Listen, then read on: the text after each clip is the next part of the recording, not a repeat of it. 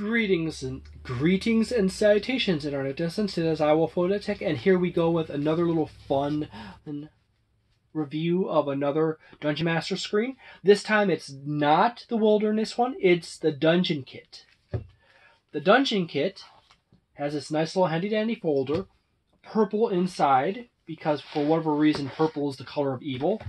Unlike the Wilderness Kit, it actually contains information on the flap down here. That is a nice detail. The Wilderness Kit came before this one, and this is a later reiteration. So if you were to consider like this one being the 2.0 screen, and the Wilderness Kit being a 3.0 screen for Dungeons & Dragons 5th edition, this is actually more of like a 3.25 screen collection, because they refined and improved this set ever so slightly over the Wilderness screen. But it's still focused around a theme such as dungeon adventures and such forth. It is actually quite nice. The artwork on the screen is actually quite nice. It's actually, I think it's actually better than the Wilderness one. Although I do enjoy Wilderness settings, it's actually one of the few fields of painting and art that I've actually trained quite extensively into. Here you have an Actions in Combat card that basically outlines all the actions in which a character or creature can perform by base default in combat, as well as some side rules on it as well. On the back side, there's a grid map. For whatever reason, you have a nice little grid map. Boom. You can put minis on it or something. On this card, you have condition cards, which have obviously all the standard conditions, as well as the rules on the backside. And that's the other one. Plus 3 new condition cards: brown mold, green mold, and yellow mold. And the rules for those was back here. You got an initiative card with some nice artwork.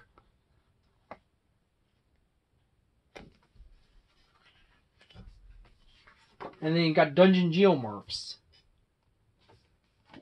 which is basically, these are all cards that you can break apart and you could rearrange them to make dungeons random. You could break these cards apart. There's actually a whole bunch of them in this kit.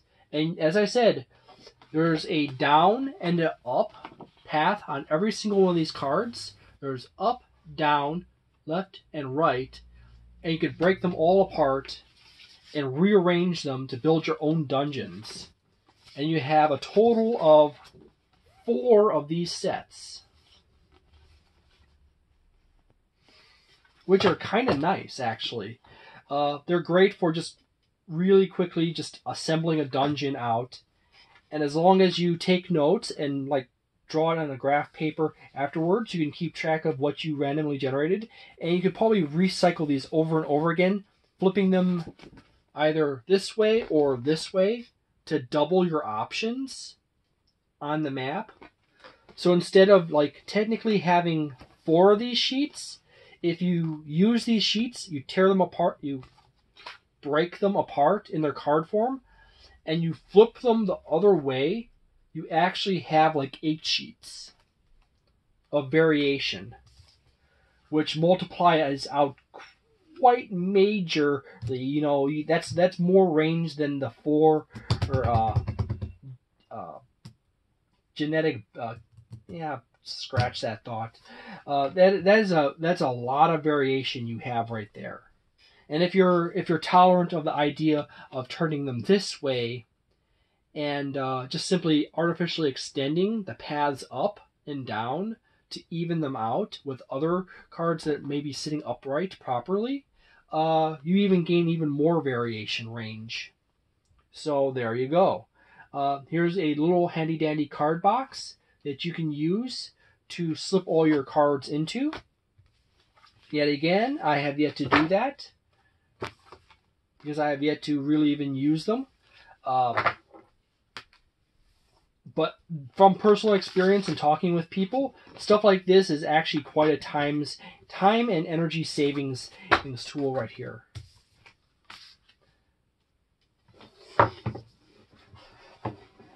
Opening up the screen, you have, here's the artwork. It's actually quite nice.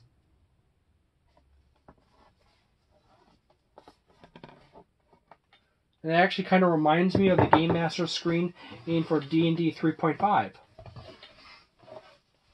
On the inside, I usually actually go from the left to right. There is basically still the standard setting DC section. Instead of being over here like in the Dungeon Master screen reincarnated, it's actually flipped over here. Setting a DC, monster motivation section, damage by level and severity, improvising damage, object armor class, skills, associated abilities, and object hit points. And then you have your rules for movement and long jump, high jump, suffocation, concentration, and exhaustion. Over here, you have conditions in the center as before, right here and here. Then there is a section on a dungeon section here, state of ruin, dungeon encounters, dungeon chambers, so you can randomly generate a dungeon this way. In here, a travel pace section, cover rules, light, obscured area, tracking DCs, visibility outdoors, which is weird because you're in a dungeon and it should be invisibility indoors section, audible distance, food, drink, and location, and foraging DCs. The thing that I kind of think that they kind of messed on this one is that they should have changed these two right here. Visibility outdoors doesn't really apply to dungeon adventures. There should be a table for visibility indoors and adjusted for environments indoors like dusty room, smoke, etc. Foraging DCs obviously should be changed into better fit conditions of a dungeon, like rooting in garbage, digging through mold and mushrooms, stuff like that. However, there's that. As I said, this is actually a bit more of an improvement over the Wilderness Kit, and this is probably sitting in that 4-star territory as a DM screen. You can obviously buy better ones, far better ones than this. However, those are getting into specialty DM screens and customizable DM screens. So I would if you really love running dungeon adventures or want to run dungeon adventures, this is probably something you probably should look into buying. If you don't want to spend time planning and designing your own dungeons, you got these dungeon geomorph cards that are a quick, easy way of generating a lot of dungeon area very quickly.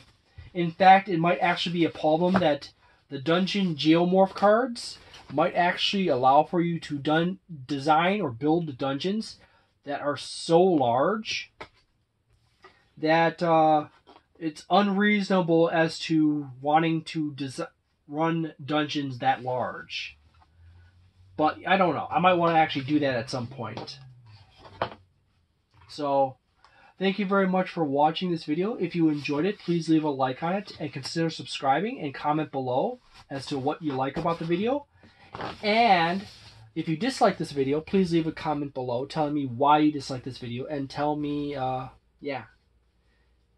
consider subscribing so you can get to complain more about how I am not very good at this. Okay? Thank you very much for watching. Have a delightful day, a nice night, and a wonderful week. And see you next time.